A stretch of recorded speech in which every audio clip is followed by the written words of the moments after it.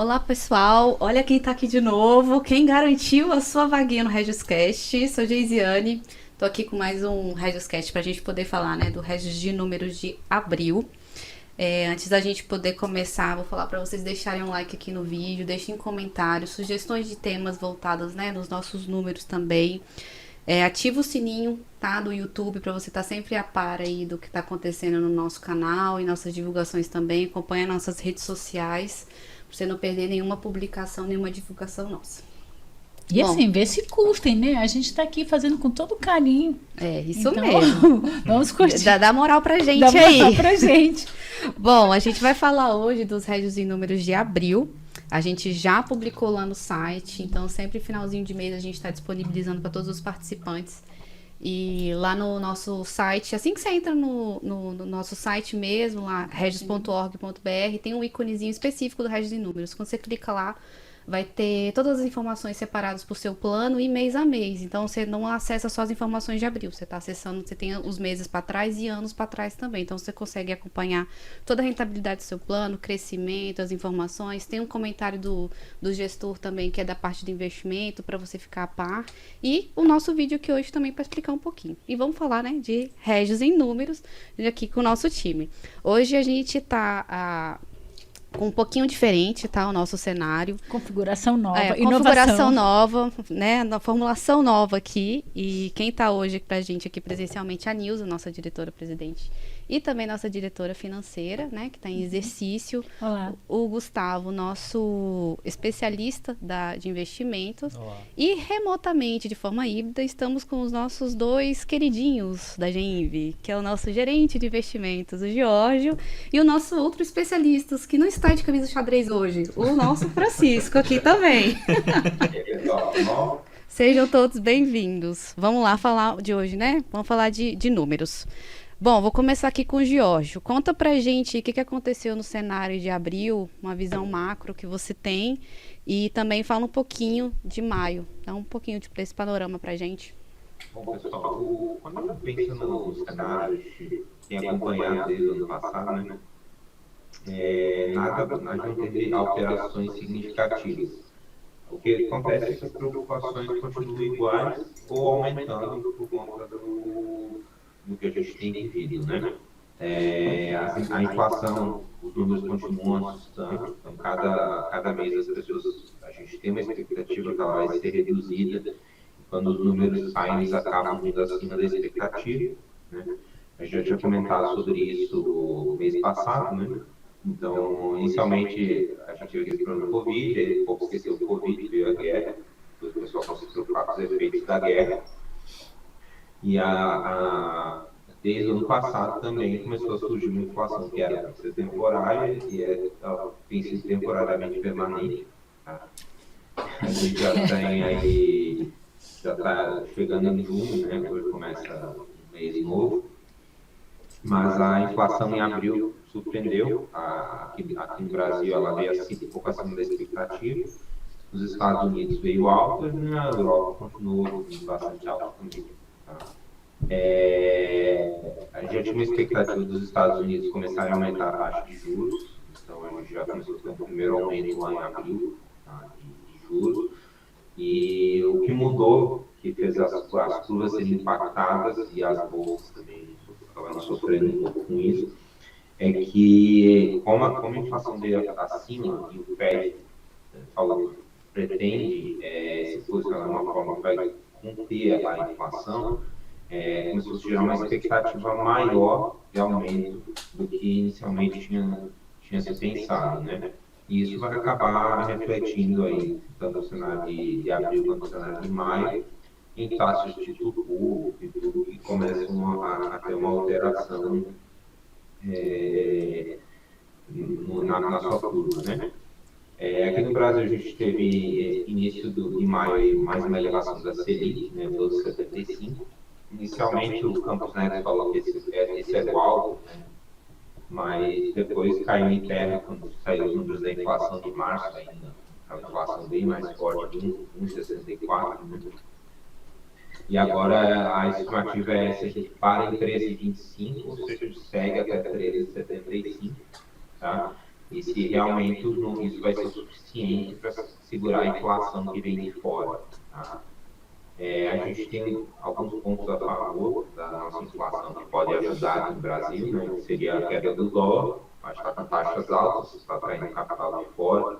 Além disso, a gente está num bom pedaço de ciclo de commodities, como o mundo tudo se tornou mais caro, as empresas de commodities que estão felizes, né? Recebendo mais pelos produtos, né? Mas, além disso, a gente pode ter também uma alteração do ICMS dos combustíveis lá, né? Se vocês limitarem lá em 16, 17%, que está sendo proposto, caso vire um bem essencial, a gente pode ter um piso forçando a inflação um pouco para baixo e ajudando a conter. Tá? Mas em abril o que a gente viu foi uma inflação acima da expectativa, e um dos números ainda bem puxados, né? Agora, para maio, a gente já tem uma inflação, uma expectativa bem menor, 0,79. Vamos ver o que vai sair aí semana que vem. Até nesse contexto, Jorge, quando a gente fala de juros e inflação, como você falou no início aí, quer dizer, esse é um cenário global. O que a gente não sabe, e aí eu acho que o mundo todo está na expectativa, é o quanto resiliente estará a inflação, o quanto de juros, de um modo geral, os governos vão ter que subir sem trazer uma situação recessiva para o país, né? Mas assim, e até no movimento das commodities, que de uma certa forma o Brasil navegou bem, porque a nossa pauta de commodities ela é grande, mas só que também tem o efeito para a China, que no médio prazo as commodities, não no curto prazo, podem vir a sofrer da mudança de expectativa do próprio governo, né? Que ele está focando em produção agora, mais ligada a semicondutores, essas coisas assim, que vai consumir um outro tipo de commodities, e esse outro tipo de commodities não faz parte da nossa pauta de exportação, por exemplo, para a China. Então, assim, a gente tem aí um cenário de curto prazo para commodities ainda favorável, mas a depender, e por que a gente fala de China? Porque é a segunda economia, né? Quando sabe que o que faz preço no mundo é Estados Unidos e China, porque é a primeira e segunda economia. E está tendo uma mudança, né, em relação ao direcionamento chinês, com relação a que tipo de produtos, qual será o seu novo foco de produção. E aí as commodities que estarão em pauta não serão as commodities que a gente exporta, né? Então, no longo prazo, assim, no médio e longo prazo, a gente pode parar de se beneficiar do ciclo dessas commodities, né? Apesar de que o petróleo ainda tem um balanço apertado, continua ainda com preços altos, não sei se vai ser 120, se vai ser 100 ou se vai ser 80, mas assim, ainda continua positivo para petróleo, não é isso? Tem uma coisa interessante sobre a China que, na verdade, saiu a matéria, o pessoal comentou, deu um efeito nas bolsas, no dia que saiu, a gente não sabe o que vai acontecer. Né? A China, por conta dos fechamentos do Covid, ao invés de eles aumentarem a taxa, como todo mundo está fazendo, eles fizeram o contrário, fizeram para reduzir essa taxa. Então, tinha saído os números da China, a gente esperava um crescimento menor do esperado, né? E a China começou a fazer um movimento diferente dos outros países. Né? Eles estão fazendo um movimento de redução de taxa para tentar aumentar a economia deles. Né? A gente tem que ver que impacto que isso vai dar e que reflexo que isso vai dar para o mundo afora. Tá? E que até o mercado está apostando como é que que a China vai conseguir combinar tolerância zero à Covid, né? Que aí tem aí os fechamentos ainda, apesar de que a vacina está vindo, deles lá uma vacina RNA, diz que é muito mais atuante na Ômicron, mas assim, a vacina está vindo, mas ele convive ainda com fechamento, que não é só Xangai chamou muita atenção, mas tem outros locais da China que estão sendo fechados. Essa desalavancagem, que aí, em vez dele injetar dinheiro, ele não estaria injetando, e um crescimento que previsto de 5,5%, se vai ser 3,5%, porque tudo isso, essa notícia que você inclusive está trazendo aí, vai acabar batendo no crescimento. E esse crescimento previsto de 5,5%, se ele vai acontecer, porque diante dessa estratégia chinesa, o que se tem é que é possível que não venha esse crescimento. Lembrando que a China sempre foi muito, nos últimos anos, muito propulsora de crescimento. Era 12, o 8, 6, e agora ela está no 5,5, que é o projetado, que é o esperado, mas esse cenário aí talvez não se concretize esse crescimento que ele está prevendo. Está muito incerto ainda também, né? Muito incerto. Quer dizer, o mundo todo está numa incerteza muito grande, porque os reflexos a gente não tem ainda em termos de crescimento.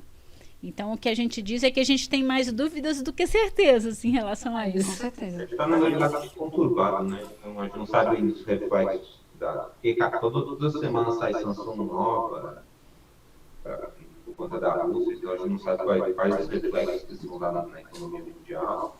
Então, está falando agora também que talvez a partir do mês que vem a gente tem um problema de abastecimento de diesel no Brasil. Então, realmente, o mundo está instável, pelo menos em questão do que o cenário nos mostra, né? Fora que a gente já tem um cenário de eleição aí está chegando para mais perto, né? Então a gente tem muita volatilidade pela frente, ou pelo menos é uma expectativa que eu tenho. Tá? Um fato interessante sobre a China também é que, pelo fato de ser um país muito estatizado, o que eles costumam fazer também é muito a questão de redução de impostos, né, para aumentar o consumo, diferente do Brasil, que a gente trabalha muito com a questão dos juros, né, para conter a inflação. Pelo fato da China ser um país estatizado, eles trabalham muito com esse corte de impostos aí para tentar aumentar esses índices, mas como índice, por incrível que pareça, né, apesar de ter sido a doença ter iniciado lá, as primeiras vacinas terem saído lá, a taxa de adesão às vacinas está sendo baixa, né, diante da expectativa do governo chinês. Então isso tem atrapalhado também aí essa retomada econômica. Verdade. Vou falar um negócio para vocês. Eu não sou da área de investimento não, mas o cenário está bem desafiador, né, e bem instável também. Então acho que o desafio é muito grande aí pela frente, mas acho que a gente vem com coisa boa, né? Bom, a gente não sabe o que vai fazer preço ainda, mas sabe que vem. E vem qual a sim, volatilidade, em que ritmo, né? Então, assim, a gente sabe que ainda tem coisa para fazer preço. Não, com certeza. Bom, entrando já nesse assunto, vamos colocar o Gustavo na pauta também. Fala um pouquinho pra gente, né, diante desse cenário todo que o Jorge comentou, que a gente está debatendo aqui, qual que foram os resultados nos nossos planos em relação a isso. Fala pra gente um pouquinho pra gente a visão disso. Antes de dar início aqui e falar a respeito dos nossos resultados de abril, eu acho que é muito importante a gente enfatizar a respeito da meta atuarial, porque assim, a gente tem pessoas novas entrando, né, nos planos e às vezes para aquela dúvida, né? Mas o que é essa bendita meta atuarial? O que significa isso, né? Então, assim, acho que é muito importante a gente trazer isso aqui. É verdade. Rapidinho, tá? A gente tá com outra tela aqui aparecendo, o Jorge e o Francisco vão continuar com a gente. É só porque a gente vai colocar os números aqui para mostrar para vocês, mas eles estão conectados aqui também, viu? Então, aí para poder debater junto com a gente. Pode continuar, Gustavo. A meta atuarial, ela é a tradução do percentual que eu preciso perseguir para poder garantir que as pessoas que já estão e as pessoas que entrem no plano, elas possam receber o benefício ali no momento da aposentadoria, o benefício futuro. Então, ou seja, às vezes a gente pode até falar, esse mês o plano não bateu a meta atuarial, mas a gente não pode focar somente no mês. Porque lembrando que do ano todo, com né? certeza. Sim. E lembrando que o plano ele é algo que ele é feito para ser perene, né? Você tendo novos participantes entrando é algo que é perene. Então ali é muito importante a gente perseguir não só a meta atuarial mensalmente, como 12 meses, 24, 36, enquanto perdurar o plano, né? Então é muito importante enfatizar isso. Então a meta atuarial ela é a tradução do que eu preciso atingir em relação a percentual ali de rentabilidade para garantir que as pessoas que estão naquele plano possam ter o benefício. Certo. O cumprimento do contrato previdenciário, que são as regras que estão estabelecidas lá no regulamento de cada plano, né? Perfeito, Exatamente. Então ela, na verdade, é o equilíbrio ali também, né? Entre o ativo, tudo que eu tenho de contribuição dos participantes, e o passivo, que são as minhas obrigações futuras em relação ao dinheiro que aquele participante colocou, né? Legal, É muito importante trazer isso. É bom dar essa introdução pro pessoal, né? Para todo mundo ficar na mesma página. É verdade. Muito bom, obrigado, Gustavo. E a respeito dos... E agora entrando nos números, né? Isso. Em abril, se puder projetar aqui para mim, por gentileza, a gente vai trazer uma tratativa diferente que vai ser plano a plano, né? A gente vai começar falando do plano BD01. Pode passar, por gentileza. Isso. Aqui é o cenário do mês de abril, né? Quais foram os nossos resultados em abril. Em abril, o nosso plano BD01, que é esse daqui, que tem um patrimônio maior em relação a Regios, ele teve uma rentabilidade de 1,10 no mês de abril, enquanto a gente tem a meta atuarial de 2,03. Agora, igual eu falei, vendo pro... Pode passar mais um, por favor. Agora afastando um pouquinho a lupa, né, para ver como que está o agregado aqui. Em 2022, isso considerando de janeiro a abril, o plano BD01 ele está com uma rentabilidade muito próxima da meta. Então a gente tem teve uma meta atuarial de 5,58 acumulada, né, que é janeiro, fevereiro, março e abril. E a gente tem uma rentabilidade ali de 5,29, que está muito próximo, ou seja, está muito casadinho ali, está bem próximo, né? E importante frisar que essa meta atuarial do plano BD, ela é de 4,70 anual, mais inflação. Então aqui eu estou falando que a gente teve uma rentabilidade ali de janeiro a abril, uma meta atuarial de janeiro a abril mensalmente, mais uma meta atuarial mensal, né? 4,70 ao ano, né? Ela anual, a gente traz ela ao mês, né? E acumulou ela. Então a gente está muito próximo, E né? é interessante, né, Gustavo, que olhando aí para o caso do BD01, que a gente tem aí uma rentabilidade de 5,29, uma meta de 5,58, lembrando que a inflação nesses primeiros meses foram altíssimas, né? Isso. Então, assim, você teve mês em que nenhum segmento de investimento bateu a inflação. Então, assim, mostra a assertividade da estratégia adotada para garantir esse resultado. Com certeza, com certeza. Passa mais um, por gentileza. A gente vai falar em relação à carteira. A carteira do plano BD01, ela é composta por quase 2 bi só em título público AB.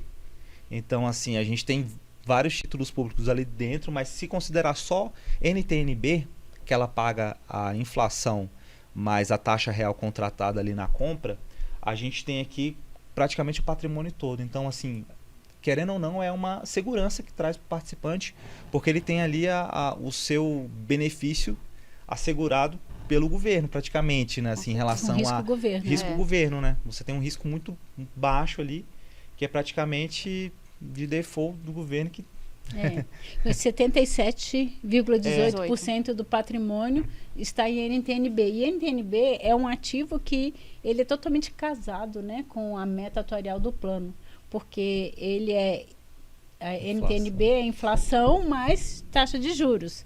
E a meta é a inflação mais 4,70. Então, como estão as nossas taxas nesse grupo de ativos? Aqui a gente vai mostrar aqui para vocês em relação à marcação ao mercado, que ela é 5,20%. Ou seja, a marcação ao mercado quer dizer que aquele título público ele está marcado de acordo com a variação do mercado. Então, como tem as negociações diárias, essa parte que está marcada ao mercado, ela sofre essas variações diárias, que são as variações de compra e venda ao decorrer do dia, né? Que é comum.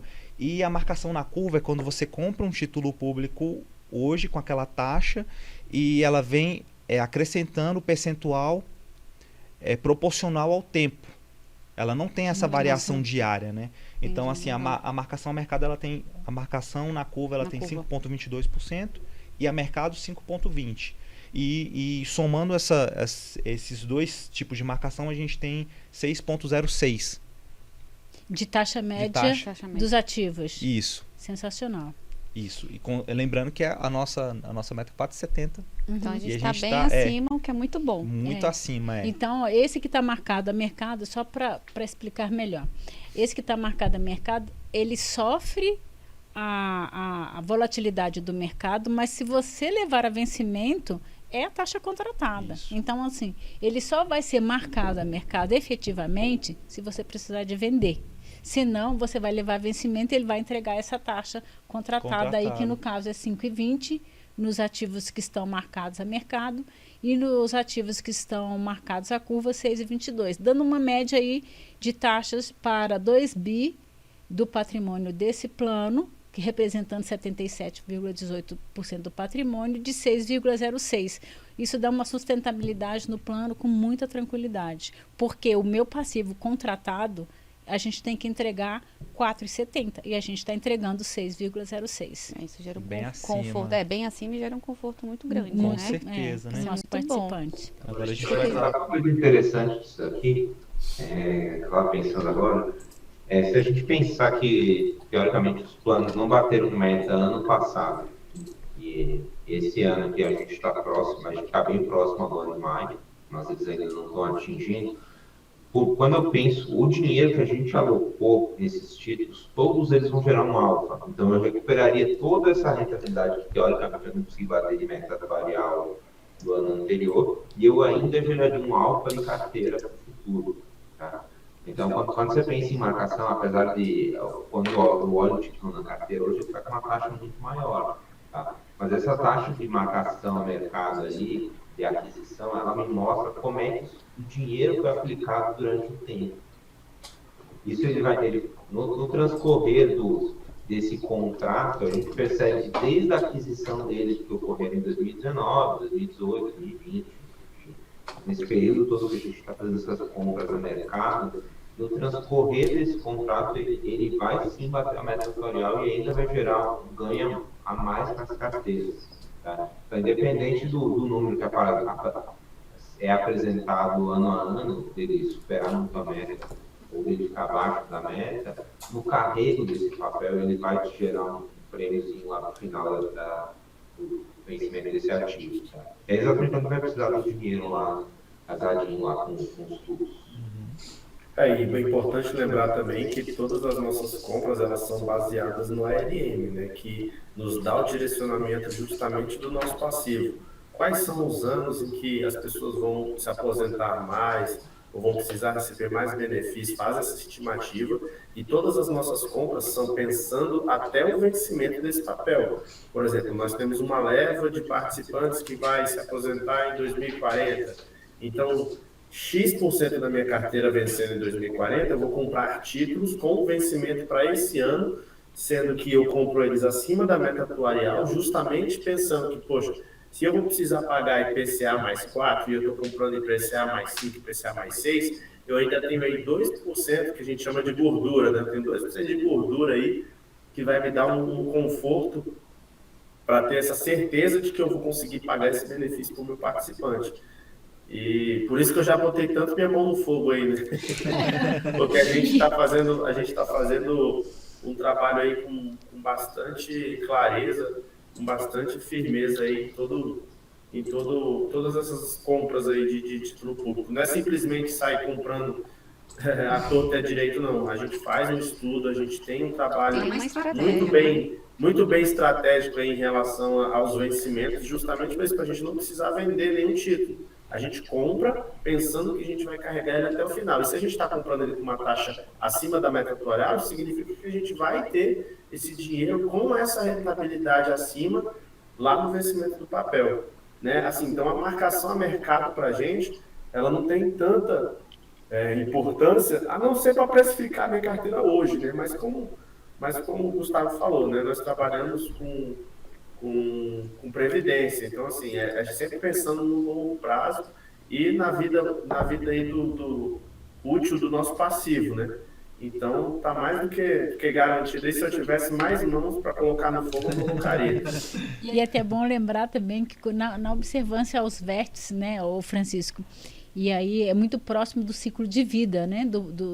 Da massa de participante. É como se você casasse os ativos de acordo com o ciclo de vida dos participantes. Então, é uma estratégia longeva. Não tem como você... por isso que é muito cuidado na hora de alocar. O estudo de ALM, a importância do estudo de ALM, principalmente para os planos que têm aí um risco atuarial, justamente para você aproximar essa estratégia do ciclo de vida dos seus participantes. Exatamente. Assim, a grosso modo, é como se nós comprássemos os títulos públicos pensando em cada benefício do participante. Se ele vai aposentar em 2030, se ele vai aposentar em 2040, 2050. E aí nós compramos os títulos públicos casado com essas datas aí de aposentadoria. Mais ou menos essa analogia que a gente precisa fazer, que o participante precisa entender, né? Que, assim, não me importa muito o valor desse título hoje, porque eu não vou vender ele hoje. Eu não tô precisando, graças a Deus, eu não estou devendo ninguém. A gente não vai precisar pagar ninguém hoje, a não ser casos excepcionais de resgate, etc. Mas, via de regra, a nossa grande preocupação é justamente comprar esses títulos públicos acima da nossa meta atuarial, pensando de acordo com cada vencimento aí, casando com o nosso passivo. Isso é bom que continua mostrando que gera bastante conforto para o plano também, né? Bom, vamos passar para o CD02? CD2 agora. CD2. Coloca pra gente. Aí, próximo. Não, volta. 2, esse. Pode colocar na rentabilidade, por favor. Rentabilidade mensal, abriu isso. Mais um pra frente. Aqui, aí. Perfeito. Então, voltando, o CD2, ele teve uma rentabilidade no mês de abril de 1,24, enquanto tinha uma meta de 1,36. E agora já em 2022, que é considerando o acumulado, passa mais um, por gentileza.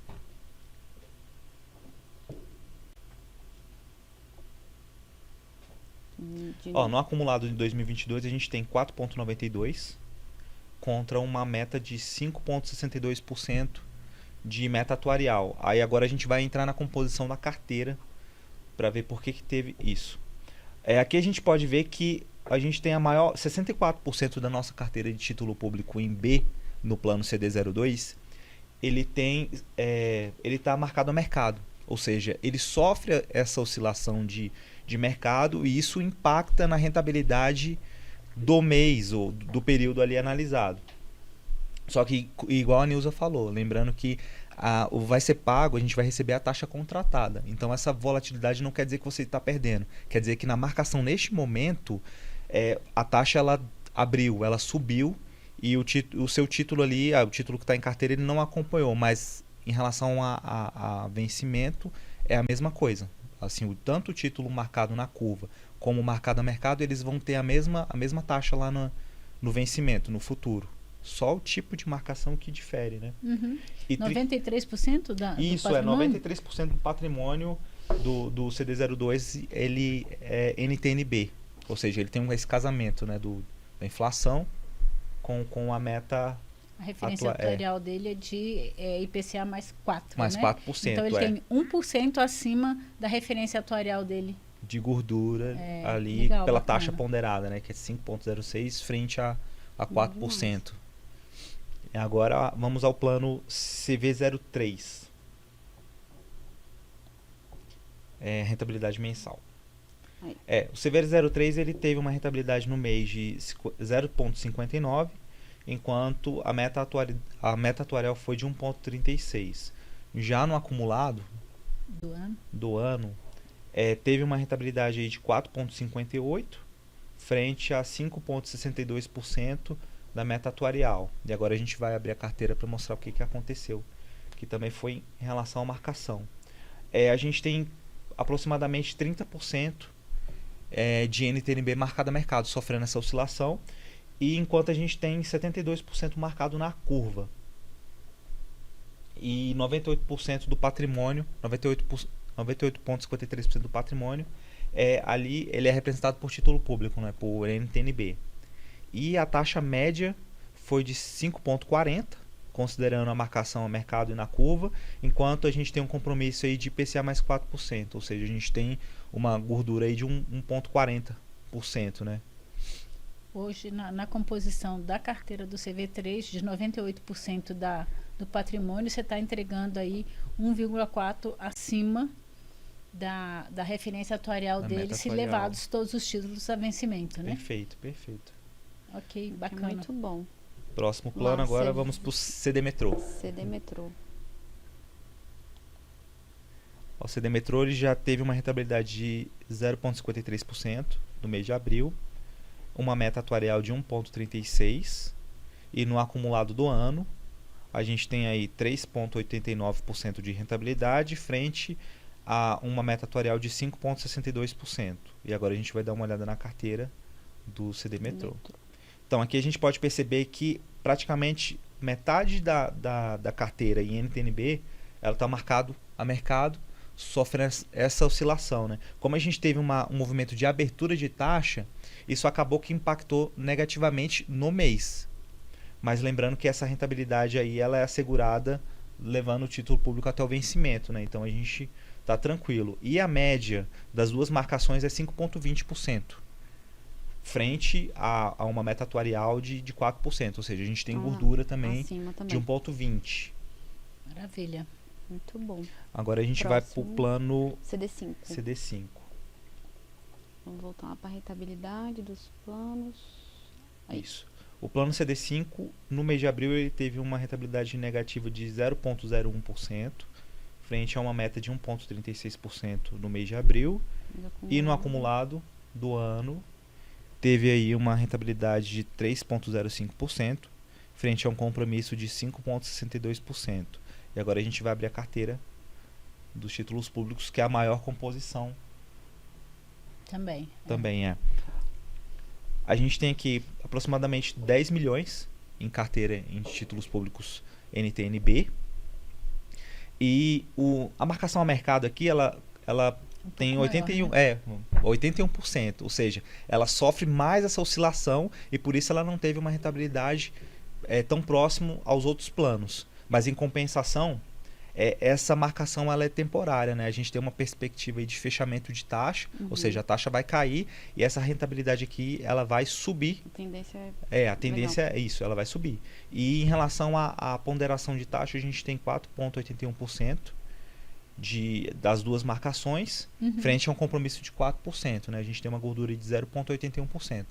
ainda assim tá acima Isso, também. está acima, É um plano que ele é mais volátil, né? Ele está mais sujeito à volatilidade, que esse aí é o risco de mercado, né? Aham. Quando você fala de marcado a mercado, é o risco de mercado, de uma oscilação de taxa de juros afetar a precificação naquele momento. Mas assim, ele está mais suscetível mesmo, porque até que é um plano jovem, mas ele tem aí um cenário muito favorável ao carrego, que é entregando aí 0,81 acima da expectativa da referência atuarial dele. Isso. Então, assim, numa posição muito bacana. Até que o Giorgio, em outros episódios, ele falava bastante. É uma oportunidade, porque eu estou correndo aqui, fazendo umas alocações com taxas extraordinárias, ou compra bem ou muito bem, né, Francisco? Sem risco de crédito, o único risco que eu estou correndo aí é o risco de mercado, que é uma oscilação de parte do patrimônio, mas que, como a gente foca no carrego, com um horizonte maior, uma estratégia mais longeva, então tem-se que ele vai entregar essa taxa já está entregando a taxa de 4,81, e se tiver mais oportunidade, né, Francisco, então mais taxas boas irão entrar na carteira desse plano, consolidando aí um resultado futuro bem bacana para ele. Tendência é só melhorar, né? Eu acho que cabe a gente ressaltar, principalmente em relação ao plano do CD5, a questão do mercado no sentido de que, com essa subida de juros aí do governo, realmente, em termos de marcação a mercado, o plano sofre mais.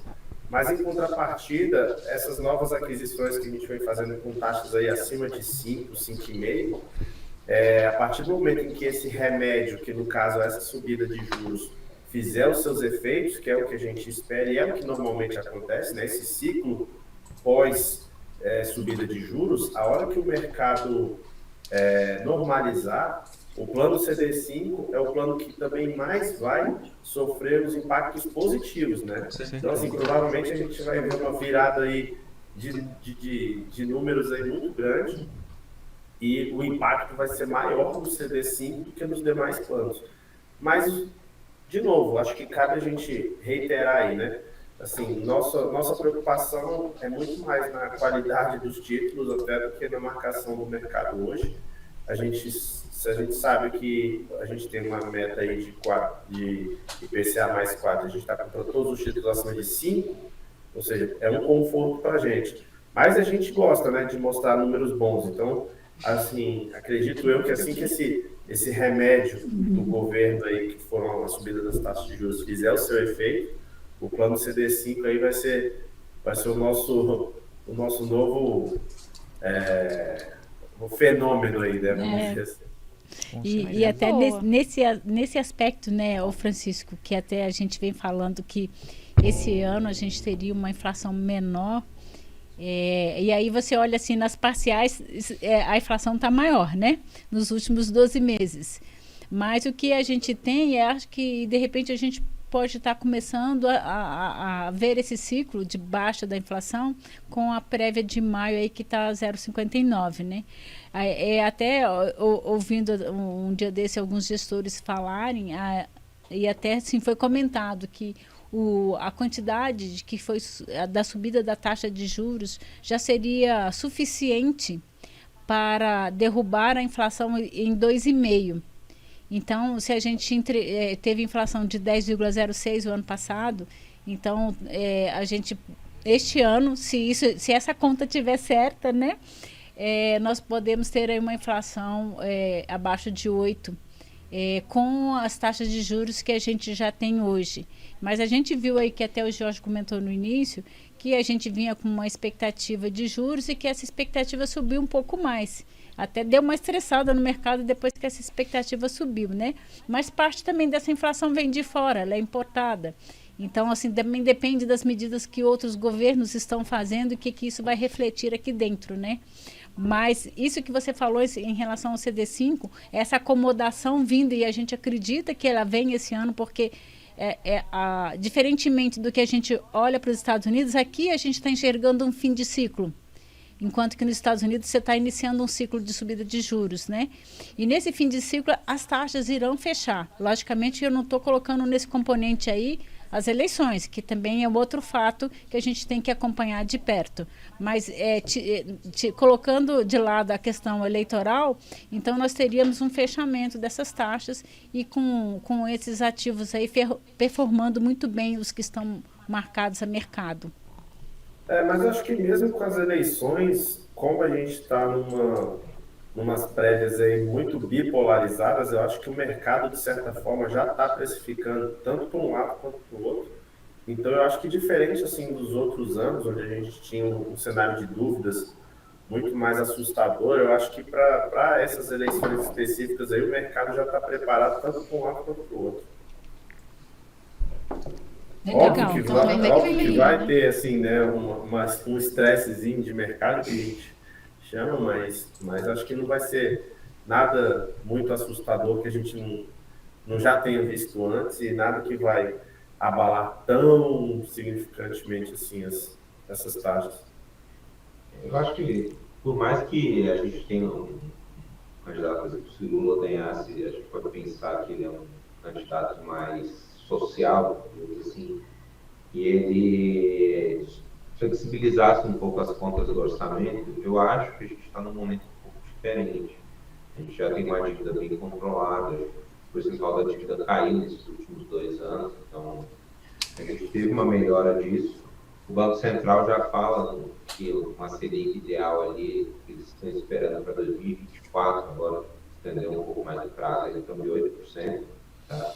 Então, quando a gente pensa na Selic de 8, com uma inflação média de 3,5, esses títulos estão com um prêmiozinho legal. Tá? E eu acho que a gente já tem uma estrutura bem desenhada no país. É difícil, por mais que troque o presidente, é difícil você ter muitas alterações econômicas, porque o modelo que a gente usa é muito engessado.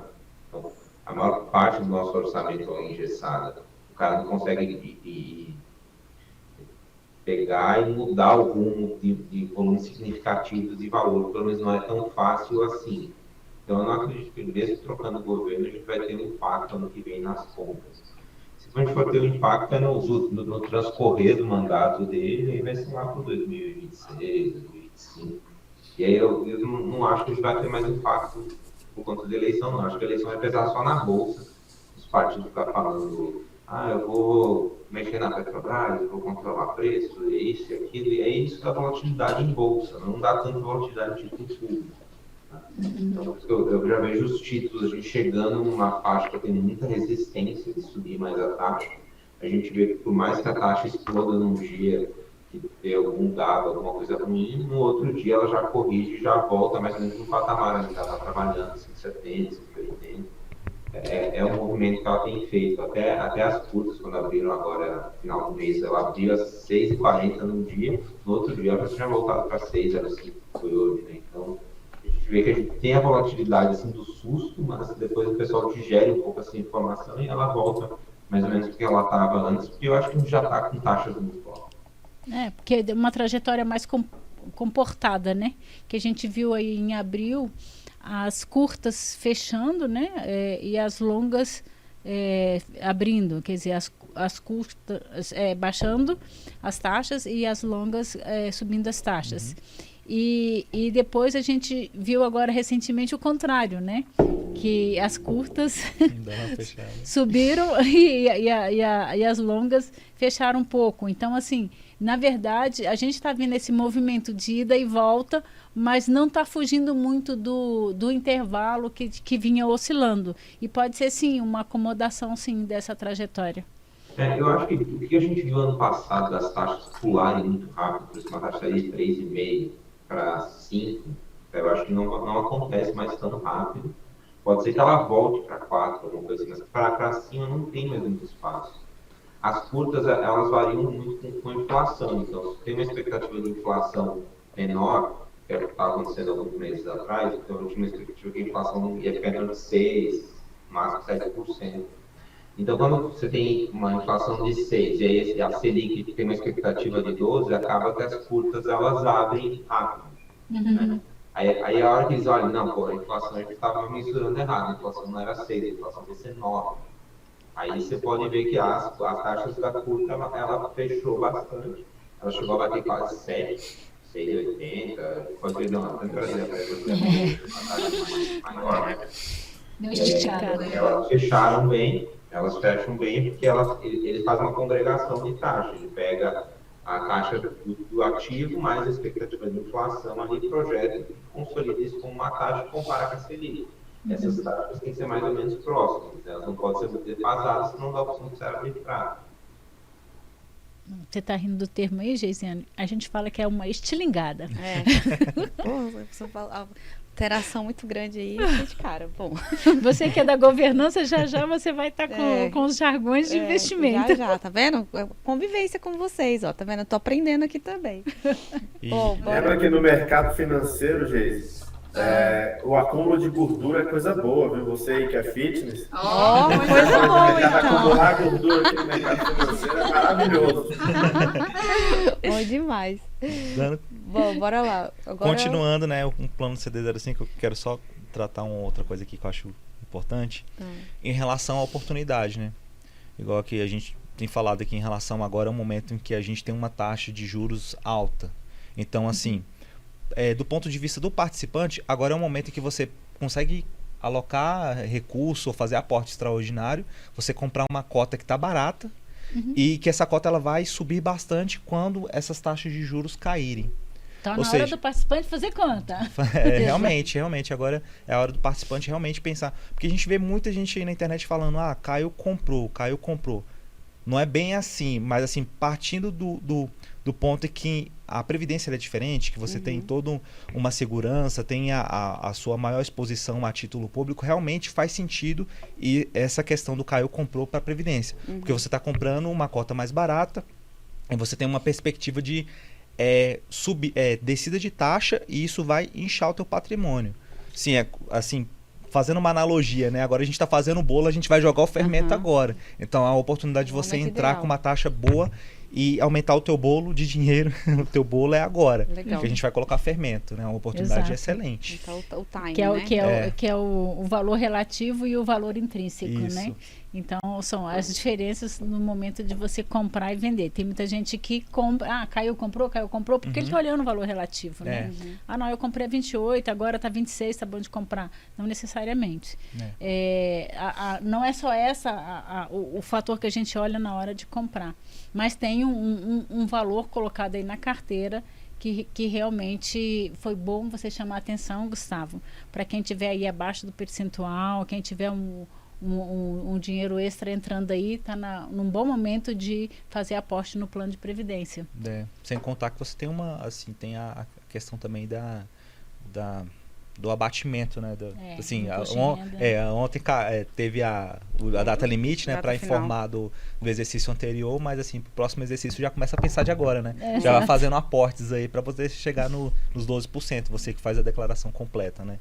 Bacana. E agora a gente vai pro nosso último plano, que é o plano CD Brasília 6, o Brasília Prev, né? Nosso caçulinha, Nosso vi nascer, caçulinha. que orgulho. Caçulinha, Olá. instituído. Em abril, 1,52% de rentabilidade, frente a uma... Volta, por gentileza. Frente a uma meta de 1,36%, ou seja, ele está acima da meta. Sim. Isso em abril. E no ano, ele está um pouquinho abaixo, mas está bem próximo, né? 4,04%. 5,62. Contra 5,62. Agora a gente vai dar uma olhada na carteira de títulos públicos, que é a maior composição, praticamente. Aqui. Isso aqui. Na verdade, 100% das alocações renda fixa, ela está em mercado, né? Ou seja, ela sofre essa oscilação de mercado na veia. Só que a gente está comprando com taxa excelente, né? A gente está aí com a taxa de 5,70%, a taxa média da carteira, com um compromisso de meta atuarial de 4%, ou seja, ela está 1,70% de gordura, né? Como o Francisco falou aí. É coisa boa. O lado bom da gordura aí no mercado de investimento. É coisa boa. Ele começou, a gente começou, aí o Francisco pode explicar melhor, fazer as alocações em títulos, né?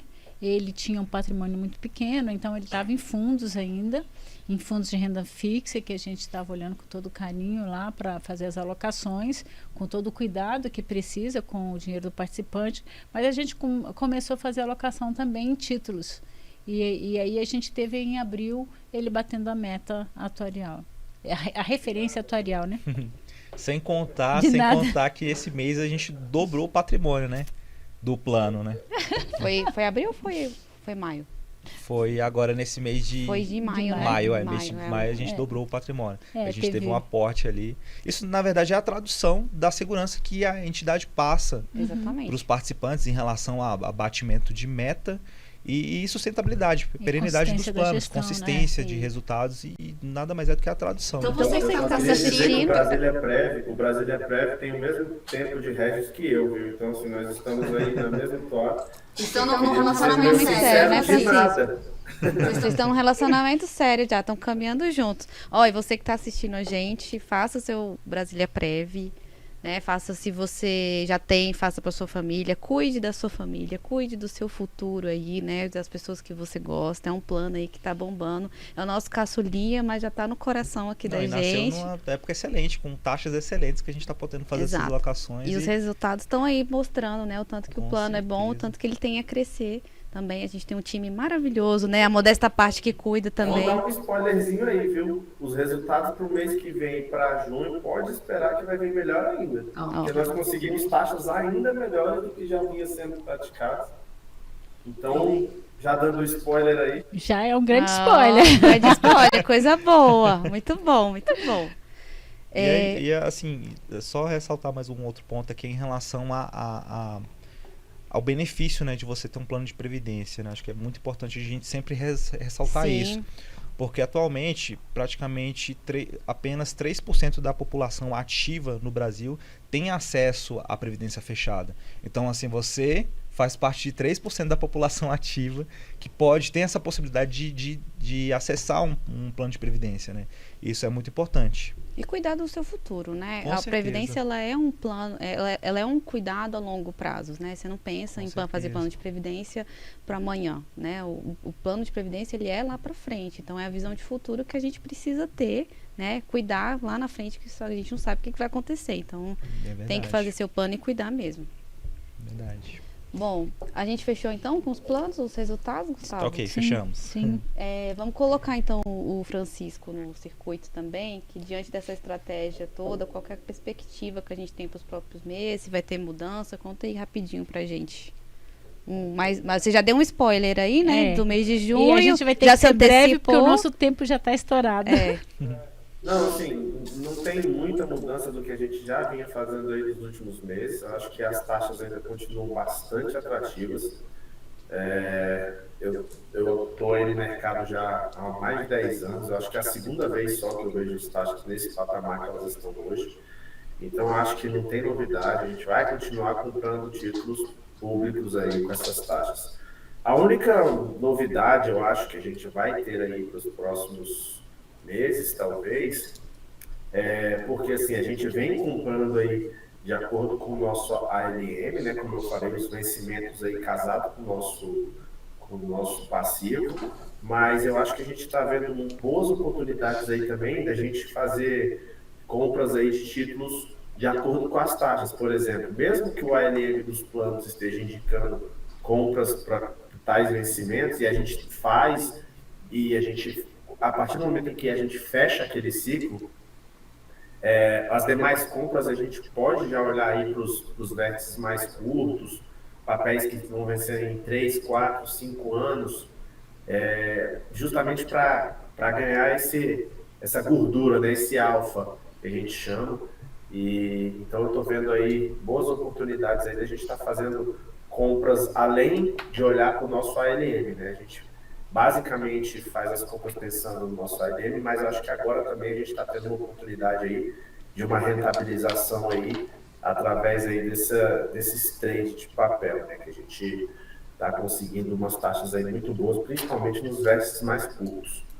Então, acho que essa é a grande novidade aí para os próximos, pelo menos eu diria assim, não diria para os próximos meses, mas pelo menos para esse mês aí, tanto para o final de maio quanto acho que para o mês de junho. Se a gente continuar observando aí as taxas dessa maneira, a gente vai fazer movimentos aí nesses títulos de investimentos mais curtos. Mas esse você pode deixar para o próximo RegioCast, que vai ter mais um. Dando muito spoiler. Muito spoiler, Talvez. Você quer comentar, Nilson? É só para o pessoal não achar que a gente não faz nada. Né? Pô, você está fazendo a mesma coisa, 4 meses que a gente está fazendo a mesma coisa. Mas não é bem assim. A gente também estuda outras coisas, a gente também trabalha nas alocações curtas, no curto prazo, a gente está sempre em movimento aí, principalmente na nossa mudança de perfil de carteira, né? A gente tem reduzido aí a exposição em renda variável, em multimercado, justamente para aproveitar essas melhores oportunidades. Então, essas são as grandes novidades aí da nossa estratégia para o futuro. E também, só complementando um pouquinho do que o Francisco falou, em relação a esses vértices curtos, traduzindo aqui, seria a alocação tática, né? Que você pegaria ali, que você tem um caixa de liquidez e jogaria isso dali para otimizar a tua rentabilidade para título público curto, né? Então você está saindo ali de um título atrelado a CDI e indo para um título público onde paga muito mais. Então, assim, é uma alocação estratégica de curto prazo e que quem tende a ganhar ainda mais é o participante, né? Que se beneficia dessa questão porque está aumentando o teu patrimônio ali. Que é o foco, né? Esse é o foco. Nosso participante mesmo. Então, você quer comentar lá também, Nilza? Não, acho que em termos, nós já estamos com o nosso tempo avançado. Eu acho que só fechando aqui o que vem pela frente, né? O que a gente espera pela frente. A gente falou bastante durante esses episódios todos que o cenário aí de muita inflação, de elevação de juros, né? E como isso afetou a volatilidade dos mercados de um modo geral. E agora eu acho que o próximo foco, quer dizer, o foco do momento é o crescimento. Então, assim, esse é o tema daqui para frente.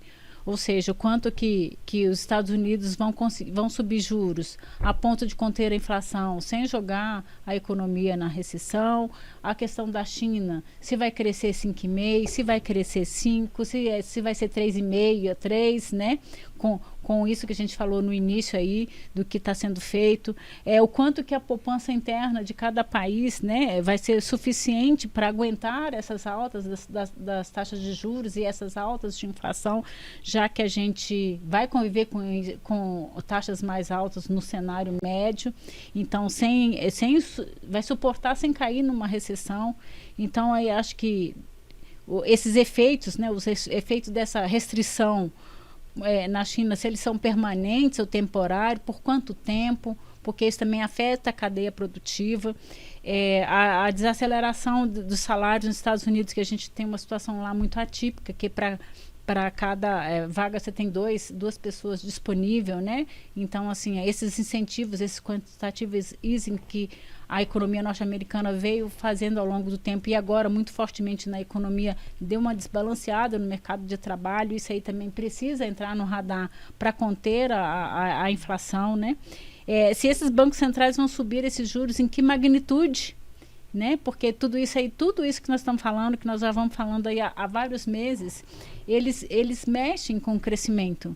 E agora que a gente já tem dado, que a gente vai conviver com preços industriais mais altos, que a gente vai conviver com inflação mais alta, com a taxa de juros mais alta. Tá? Quanto que isso vai mexer com o crescimento global? Então, esse é o tema que eu entendo que vai pautar aí daqui para frente, que é observar essas economias e esse comportamento dos países no sentido de manter o crescimento. Porque crescimento, lembrando, leva a desenvolvimento, né? Então, quanto menos você crescer, menos desenvolvimento você tem, mais as classes mais pobres sofrem, então você bate aí bastante no social. Então, assim, é necessário crescer. Crescer é a melhor política social. Então, acho que é isso. Crescimento é o próximo tema. Coisa boa. Então, os próximos Regioscasts aí pela frente, a gente tem muito tempo para poder estar debatendo aí, né? Antes da gente poder fechar, eu vou chamar... Tem um recado aí que o nosso diretor de benefícios, Sandro, deixou pra gente. Vamos escutar o recadinho dele e depois a gente volta para poder fechar o nosso Regioscast e despedir de todo mundo também. Olá, Geis, tudo bem? Olá a todos. É sempre um prazer aqui poder falar sobre os planos da Regio, desempenho da área de previdência, né? Esse mês agora de maio nós superamos uma novidade boa, né? Nós superamos aí a marca de 6 mil participantes aqui na Regio, então estamos muito contentes, né, com essa conquista, né, da Regio, né? 6 mil participantes, né? Nunca antes na história da Regio nós tínhamos atingido um número tão expressivo em termos de participantes. Então esse para a gente uma conquista histórica da Regios. Então, além do que nós conseguimos temos cada vez mais trazendo novos participantes, trazendo novas patrocinadoras, inclusive, né? Mas aí eu vou deixar essa novidade para o mês que vem. Nós vamos falar no próximo Regioscast sobre as novas patrocinadoras também da Regios. Então, assim, estamos muito, muito felizes, muito contentes, né, com o desempenho. E mais contente ainda com o desempenho do Brasília-Prev, né? O Brasília-Prev, nosso plano caçula, né, ele performou 1,52%, né, 1,52% no único mês. Essa rentabilidade, né, eu até fiz aqui a minha cola aqui, né, ela equivale a 173% da Selic, né? Então uma rentabilidade muito boa no único mês, né? Então nossos participantes cada vez mais acreditando, né, no Brasília-Prev, e aí por consequência também com isso também a gente cada vez mais administra mais recursos, e administrando mais recursos nós podemos também fazer boas alocações, né? Então esse é um baita resultado. Então nós temos recebendo essa confiança nos nossos participantes, tanto na parte de recursos depositados como no número de participantes, né? Só para dar um adianto aqui, né? No caso no mês passado nós fechamos com 250 participantes, nesse mês nós já crescemos, já estamos em 282, 283 participantes no mês de maio agora, né? Atingimos essa marca, daqui a pouco a gente rompe aí a barreira dos 300 participantes no plano Brasília-Prev, o que é uma marca bastante expressiva. A gente espera realmente conseguir atingir números muito maiores ainda, né? Então esse é um ponto positivo. E outro ponto positivo também, agora no mês de maio, apesar da gente estar falando dos números de abril, né? No mês de maio, né? Mas é importante a gente falar também do que aconteceu agora em maio. Nós recebemos a primeira portabilidade no plano Brasília Prev, né? Uma participante do plano, que era inclusive do plano CD05, né? Ela desligou da patrocinadora e acredita na Regis, acreditou no plano Brasília Prev e fez a portabilidade dos seus recursos para o plano Brasília Prev. E aí com isso nossos recursos dobraram, né? Eu sei que o pessoal aqui está anunciando 316 mil, né? Que é o número de abril, né? Mas por conta dessa portabilidade já dobrou, né? Já rompemos aí a barreira do 500 mil de patrimônio no Brasília Prev, já está com mais de 600 mil de recursos no Brasília Prev. Então, assim, são números expressivos, né? Cada vez mais nos enchem de orgulho esses resultados e mostrando cada vez mais que as pessoas acreditam muito no Brasília Prev, né? Então, aliás, eu faço até um convite, né? Para você que tem plano de previdência na Previdência Aberta, por exemplo, e queira trazer do seu filho, da sua filha, ou o seu próprio, né? No caso que você tenha em um plano aberto, pode trazer aqui para o Brasília Prev, é possível fazer a portabilidade, né? Desde que ele seja um plano VGBL, do tipo VGBL, Vida Gerador de Benefício Livre, é possível fazer a portabilidade, né? É só entrar em contato conosco aqui no 3035 4402 e 3035 4400 ou 3035 4403, nós fazemos todo o processo aí para você, para te ajudar nesse processo de portabilidade. Primeiro você tem que, obviamente, aderir ao plano Brasília Prev e depois nós fazemos todo o processo de portabilidade aqui. Então faça como essa participante, né, que acreditou e está acreditando no Brasília Prev e faça também a sua portabilidade aqui e faça o plano Brasília Prev cada vez crescer mais. Era isso, né? Eu espero que vocês tenham ficado satisfeitos, né, com esses resultados e cada vez mais acreditando na Regis. Muito obrigado. É isso aí, esse foi o nosso recado aí do nosso diretor. Obrigada, Sandro. Bom, a gente está fechando aqui o nosso RegiosCast, estamos chegando ao final. Queria agradecer aqui o nosso time, mais uma vez, de investimentos, né? Agradecer a Nilza, o Gustavo, remotamente, os nossos queridinhos, e tem um aniversariante hoje aí também, Jorge. Parabéns aí. Felicidades. Parabéns, Jorge. Agradecer o Jorge e o Francisco que participaram remotamente. O bom por um lado aí dessa tecnologia é que a gente consegue fazer, né, de várias formas aqui e trazer o RegiosCast para vocês. Então, mais uma vez, confira o nosso Regis e Números que está lá no site, não deixem de conferir, lá tem um detalhamento maior. Hoje foi só um comentário, assim, né, uma visão melhor para vocês dos nossos números. Continua acompanhando a gente aqui no YouTube, curte, deixa comentário de sugestões de temas pra gente. A gente tá aqui tentando melhorar bastante, né? Como a Nilza falou no início, dá uma moralzinha pra gente também. Segue a gente nas redes sociais, a gente tem perfil no Instagram, Facebook, LinkedIn. Se inscreve no nosso canal do YouTube também para você poder ficar acompanhando as nossas publicações também.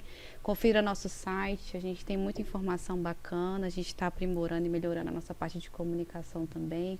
Então, não deixe de acompanhar e, mais uma vez, né, dá uma moral aí pra gente, que a gente tá esforçando pra caramba. Isso, dê um like. E é isso. Mês que vem a gente tá aqui de novo para poder trazer resultados para vocês. Muito obrigada pela audiência. Até mais. Tchau, tchau. Até a próxima. Tchau.